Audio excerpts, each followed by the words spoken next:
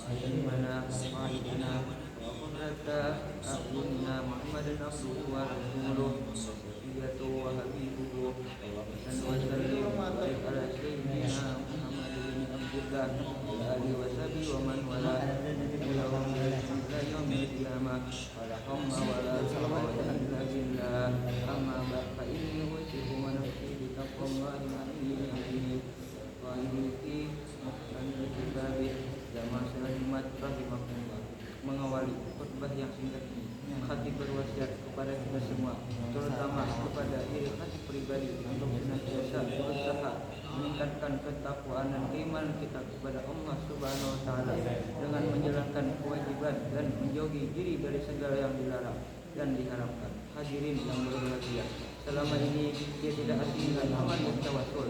Sebagian besar masyarakat di Indonesia, bahkan di dunia, hampir setiap hari melakukan tawasul. Tawasul yang biasa kita lakukan adalah berdoa dengan menyebut nama seorang nabi atau wali dengan harapan agar permohonan kita dikabulkan atau agar kita dihindarkan dari mara bahaya oleh Allah Subhanahu wa taala dengan wasilah menyebut nama nabi atau wali tersebut. Tawasul seperti ini biasanya dibarengi dengan jalan maka pada para wali. Amal yang tawasul seperti ini adalah salah satu dari 3 jenis tawasul yang kesemuanya boleh untuk kita lakukan. 2 jenis tawasul yang lainnya adalah tawasul dengan asma Allah dan sifatnya, dan tawasul dengan amal yang saleh. Dan pada kesempatan yang mulia dan penuh berkah ini, khatib akan menyampaikan khutbah dengan tema berharap selamat dari musibah dengan sedekah. Bertawasul dan berharap dengan sedekah bukan berarti kita pamrih dalam bersedekah.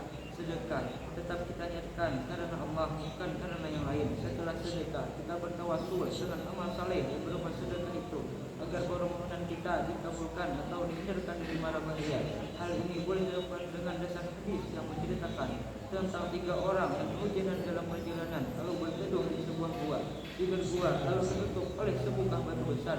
Dalam keadaan terperangkap dalam gua, masing-masing dari mereka memohon kepada Allah dengan menyebut amal saleh masing-masing hingga pintu gua tertutup kembali dan mereka keluar dengan selamat. Hadis riwayat Al-Bukhari. Hadirin rahimakumullah. Pada musim pandemi Covid-19 seperti ini, kita dituntut untuk menunjukkan kesetiakawanan kita, menginstruksi pemerintahan agar semua orang di rumah saja, membuat banyak orang kehilangan pekerjaannya, banyak orang menjadi pengangguran, banyak orang setiap hari bisa mengais rezeki dan orang yang membutuhkan bantuan untuk mencakupi kebutuhan sehari-hari. Pada masa seperti ini, agama menyerukan kepada kita agar berempati dan menunjukkan solidaritas kepada sesama anak bangsa. Banyak hal yang bisa kita lakukan, di antaranya sedekah. Dalam sebuah hadis Rasulullah SAW bersabda, "Karena yu'ul ma'rufi tapi masari as-su'i wa sadaqah sedih tipu ghadabi rabbi." Rawahul Tabari.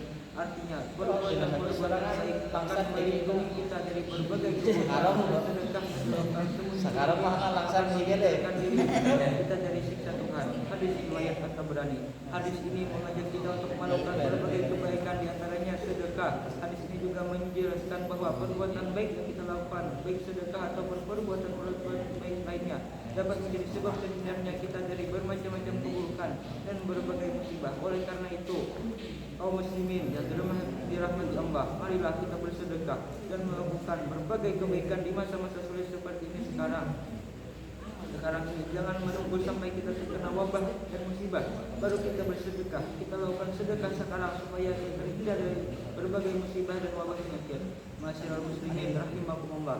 Sedekah yang kita berikan kepada orang-orang yang membutuhkan tidak harus banyak, kita sesuaikan dengan kemampuan kita masing-masing. Rasulullah SAW bersabda, "Yattaqunar wa la tusyiddi tamratin." Rawahul Bukhari. Artinya, jagalah diri kalian dari api neraka walaupun hanya dengan sedekah separuh dari biji kurma.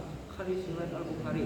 Orang miskin bisa bersedekah sesuai kemampuannya kepada orang yang lebih miskin. Orang kaya dapat menyalurkan sedekah yang lebih besar melalui ormas atau lembaga tersedia atau langsung melalui pemerintah di daerah masing-masing. Kalau sedekah itu telah menjadi sebuah gerakan bersama dan disalurkan secara diberikan secara tepat kepada setiap orang yang membutuhkan, maka insyaallah instruksi pemerintahan agar semua lapisan masyarakat tidak keluar rumah untuk memutuskan mata rantai penyebaran COVID-19 akan ditaati bersama. Hadirin yang dirahmati Allah Subhanahu wa taala, Sedekah tidak harus berupa uang. Sedekah bisa berupa barang, sembako, masker, hand sanitizer, nasi bungkus, tenaga, pikiran atau apa saja yang dibutuhkan oleh masyarakat di musim pandemi corona. Bahkan jika seorang telah terinfeksi COVID-19, wabah penyakit yang lain atau segala penyakit apapun, Rasulullah mengajarkan agar dia bersedekah. Sedekah adalah ubat bagi segala macam penyakit. Baginda Nabi bersabda, hasinu amwalahum bisakati wadawu mardakum bisadaqati, rawahu Tabarani. Artinya, lindungilah harta kalian dengan zakat dan obatilah orang-orang sakit di antara kalian dengan sedekah. Hadis riwayat Tabarani. Dan sangat penting untuk kita yakini bahwa harta kita sejatinya tidak akan berkurang dengan sebab sedekah. Justru sedekah akan menjadi harta kita berlimpah berkah. Rasulullah SAW bersabda, sadaqatu min malin, rawahu Muslim. Artinya, harta tidak akan berkurang dengan sebab sedekah. Hadis riwayat Muslim. Demikian khutbah yang singkat ini mudah-mudahan bermanfaat dan membawa berkah bagi kita semua. Amin ya rabbal alamin. A'udzubillahi minasyaitonir rajim. Qul inna rabbi yabsutu rizqa liman yasha'u min ibadihi